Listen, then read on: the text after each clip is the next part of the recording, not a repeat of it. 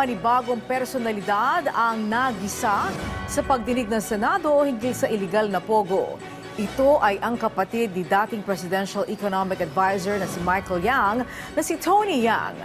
Hinihinala kasing may kaugnayan nito sa naturang iligal na gawain. Si Daniel Malastas sa sentro ng balita live. Yes, Angelique, humarap nga sa pagdinig ngayon dito sa Senado si Tony Yang, ang sinasabing kapatid ng dating economic advisor noong Duterte administration na si Michael Yang. Bahagi pa rin ang pagdinig na ito, Angelique, hinggil sa mga iligal na pogo sa bansa. Unang bahagi pa lang ng pagtatanong ng mga senador, inilabas sa mga senador ang ilang dokumento tungkol sa pagkatao ni Tony Yang, tulad ng kanyang birth certificate kung saan lumabas na late registered umano. Sabi naman niya, ang lolo niya ang tumulong sa kanya noong 2 to 3 years old pa lang siya para magkaroon ng birth certificate. Pero lumabas kasi sa pagdinig na dumating pala siya sa Pilipinas noong 1998 o 1999 at taong 2004 na rehistro kung saan 34 years old na umano siya nito. Di na itago ng mga senador ang kanilang pagkainis. 2004 pa itong rehistro, 34 years old na po kayo. And then now you're telling us it was your grandfather who late registered your live birth. So it looks to me, Mr. Yang, the birth certificate is fake. It was my grandfather who helped me come up with this birth certificate. And I'm not sure, maybe he did this for the convenience of the business here. Similar story as Guo Huaping, similar story as revealed by the SP pro tempore about Cassandra Leong. Sabi nyo nga, you are a Chinese national, sabi nyo wala kayong Philippine passport. Ba't kayo nagpapanggap na Pilipino? Alam mo, tayo nitong Chinese national to. Marunong ka ba Tagalog at magbisaya eh? Kunwari lang, hindi ka marunong eh. I know you understand Tagalog and the Visayan language. Kumi, you're making a fool out of us. It's really saddening na kung paano tayo paiikutin at babastusin lang nitong mga Chinese nationals na ito.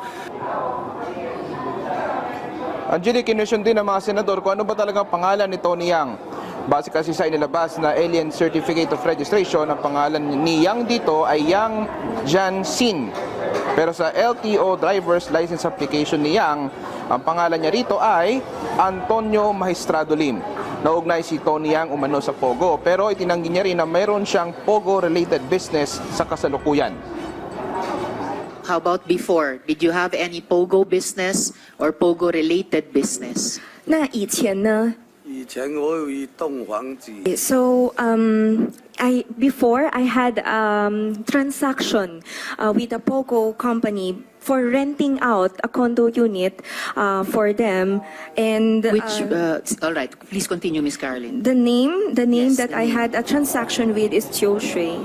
Angelique, si Senator Ronald De La Rosa naman binasa ang pahayag ng Council of Chiefs, ang samahan ng mga dating hepe ng Philippine National Police, kung saan kinundina nila ang anilay irresponsableng pahayag ni retired general at kasalukuyang opisyal ng PAGCOR na si Raul Villanueva, kung saan mala-blind item ang akusasyon niya na may tumulong umano na dating hepe ng PNP kay Alice Go na makalabas ang bansa. This is a sweeping accusation which maligns and brings dishonor to all of us, former chiefs, who have dedicated the best years of our lives in the service of the Filipino nation. However, if the information turns out false after validating the report, we hereby demand a public apology, no less, from the same officer.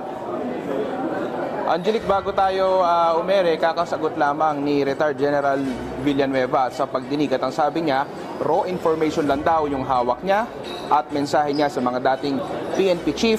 Ayaw daw niyang magbigay mali siya sa mga ito at sorry kung ganito raw ang pagkaka-interpret nila. Nirerespeto niya raw ang mga dating hepe ng PNP at kanilang legasiya. Angelique? Yes, Daniel, yung bang pag-sorry na raw information lamang ay tinanggap ng mga senador o medyo malabnaw ang kanyang pagka-sorry? Actually, Angelique, tinanggap naman ni Senator Bato de la Rosa na dati rin naman kasing hepe ng PNP at tinawag niya nga na gentleman. Ito nga si retired General Villanueva sa kanyang paghingi nga ng sorry. Okay, isa pang tanong, Daniel, talaga bang hindi marunong magtagalog itong si Tony Yang at kailangan niya ng interpreter?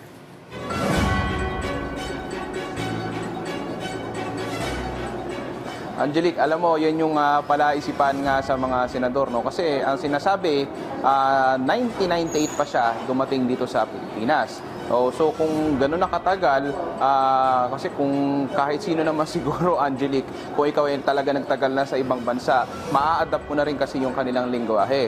Pero sinasabi ni Tony Yang, kakaunti lang daw yung kanyang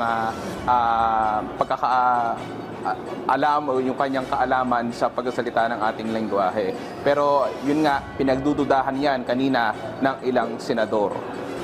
Okay, kung sinasabi niyang related to the condo business lamang ang kanyang negosyo at ang pagpaparenta ng condominium, ano yung mas mabigat na paratang sa kanya at siya'y naririyan?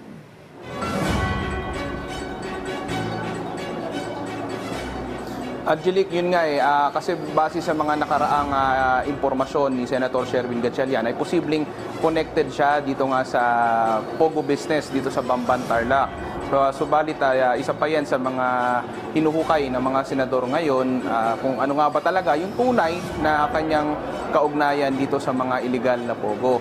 At kasi kung sakali man, hypothetical lamang, Angelique, talagang sakali involved siya dito sa mga illegal na gawain na to. Alam naman natin kung gaano ka-notorious yung mga nakita natin dati doon sa mga illegal Pogo business. Nandiyan yung mga torture, nandiyan yung scamming, nandiyan yung sinasabing human trafficking. So, pag-connect-connectahin yan ngayon ng mga senador, yan yung mga nakikita natin ngayon na nagiging takbo ngayon ng pagdinig. Okay, maraming salamat sa iyo, Daniel Manalastas.